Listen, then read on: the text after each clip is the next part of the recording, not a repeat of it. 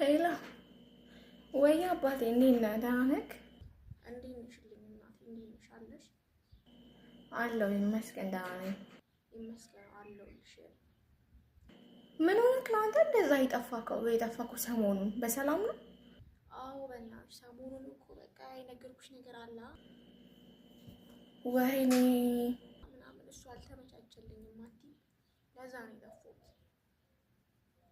እኔ የምልሽ ባለፈው የነገርኩሽ ነገር በቃ አይ አንተ በፈለግከው ቀን ላክ፣ አንተ ሲመቻችልህ ምናምን ላክ፣ ችግር የለውም። አይ በቃ እሺ እልካቸዋለሁ።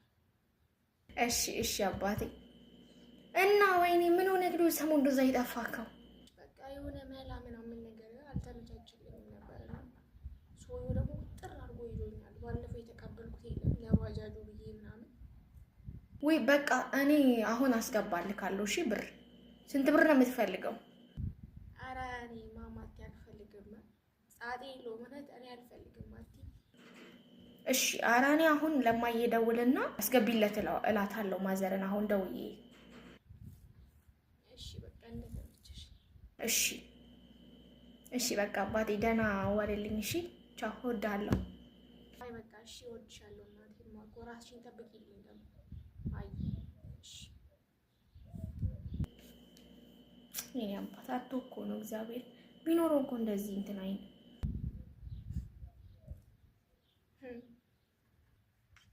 ጋሻ እያሌውን ሰማችሁ እንዴ? ጋሻ እያሌው አርፏል ወይ? እናቴ አፈር ልብላ። ልጄ ደወለች። እናቴ አሎ እማዬ እንዴት ነሽ? ደህና ነሽ ወይ? የኔ እናት እንዴት ዋልሽልኝ? ደህና ነሽ? አለሁ እኔ ይመስገን። ስሚኝማ እማዬ፣ እግዚአብሔር ይመስገን ደህና ነኝ። አሁን እስኪ ለጀባ 80,000 ብር አስገቢለት። ምን አልሽኝ ልጄ? ለማን ነው የማስገባው ደግሞ አሁን? አረ ልጄ እባክሽ ተይ፣ እንደው ኧረ ተይ። አሁን እኮ ሰዓቱ ሄዷል እኮ ልጄ ተይ።